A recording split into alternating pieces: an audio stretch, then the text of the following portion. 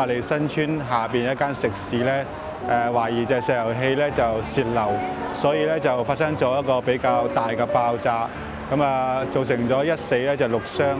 咁呢啲 case 咧發生咗之後咧，我哋覺得都好沉痛啊！因為一單都嫌多啊，咁啊有死者同埋咧受傷嘅人咧個情況亦都好嚴重。咁我哋都即係高度關心呢件事。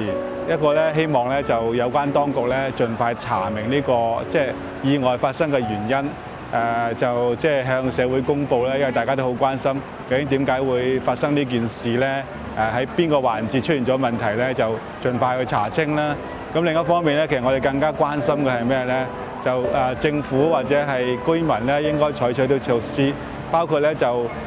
即係對於好多燃料安全嘅問題咧，我哋要更加重視。就係政府即係消防局嗰度嗰個巡查或者檢查是否有冇疏忽或者值得加強嘅地方，要繼續做好佢啦。另一方面，我諗更加重要嘅就係我哋啲居民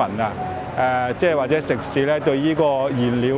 嘅嗰個數量安裝啲技術上有冇問題，同埋咧最緊要就係話